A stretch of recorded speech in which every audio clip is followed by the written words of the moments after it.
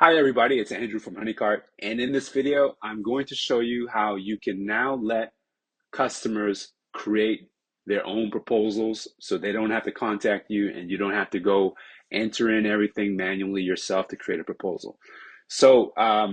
This was from a request from some of our catering customers where they just felt like the proposals for those types of like drop off catering pickup stuff were straightforward enough to where they didn't need to get involved because the menu pretty much was self-explanatory as far as pricing and making sure the dates and everything were gonna work out for them. And one full service caterer also wanted this for his full service events too. But anyway, so once you enable this feature to let customers create proposals on their own, you're going to see an extra button here that says save as proposal. And it's going to show you like a little note here that explains what to the customer what it lets you do. It lets you create a proposal that you can review or share. And so what I'm going to do is show you how to turn this on in HoneyCart, and then we'll walk through and do an example together of someone creating their own proposal. So when you guys first log in, you get taken to the orders page. What you want to do is go to your order types because you can set this thing on each order type. And an order type is basically like a set of rules. Like for example, you click on this order types. I have like a corporate drop off order type, a pickup order type, and then they have one for another city and another city, right? So all the rules and stuff like that are going to be at your order types level as far as catering policies go. And so that's why we felt like it made more sense to have it this setting at the order type level so you could control whether or not you want people to do this for pickup or only for delivery, and stuff like that. So I'll let your imagination can determine what to do with it. So just click on this. We're going to enable it for the pickup.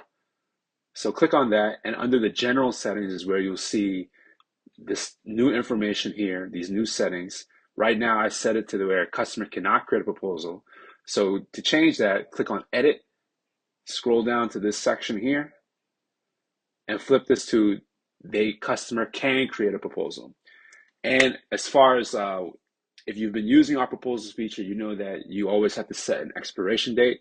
So when they create one automatically, you can configure how many days after they created that proposal should it expire. So I'm going to make it 5 days and just click save. Now I'm going to open up my storefront in a different browser. So if I go to the pickup, you see this button here now. So let's just choose a date. Let's say I want it, my event is going to be on Thursday, the 22nd at 11 a.m. And I want to order some bagels, right? So just like your normal order type, they can only pick a date that follows the ordering policy where I have like, I don't know, 3 days notice. So the person can only choose 3 days notice. Same deal for these proposals, right? So you click on that, and let's say the normal ordering process still works if they click on checkout. It's the same process. If they fill this out, they're going to be asked to fill out all this information, the credit card stuff, and this is a real order. But if they go through it as the proposal, everything things change slightly. So if I would say I want to save this as a proposal, save it as a proposal, it's still going to ask me about these add-ons, but I'm going to see continue to proposal. Here I just enter in my information as usual of where this is the same information you would have done if you had to create a proposal for them. And now when it comes to the credit card, they do have the option to not provide a credit card right now. If you do that, it doesn't ask them. If they don't have a problem putting the credit card in now, it'll collect it, attach it to the order securely, blah, blah, blah.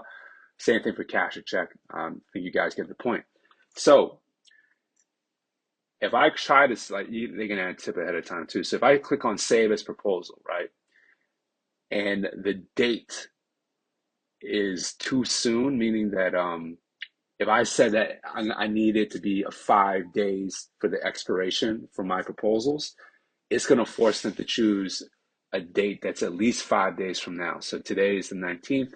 So it's saying you got to choose an event date that's on the 24th or later. So let's say it's for it's next Monday.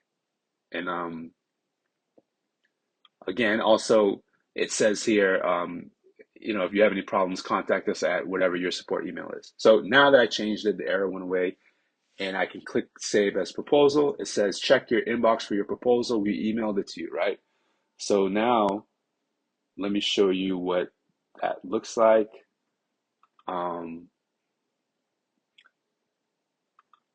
So here it says the proposal, this is for the customer, right? I'm using the same, so I'm using my email address as both where I get all my support emails and as my pretend customer. So at the same time they get the proposal, you at your support email and your staff, they're going to get an email that says that you guys received the proposal from somebody who created it on their own. And then, so when the customer looks at this is the same proposal email that they would have got when you sent it.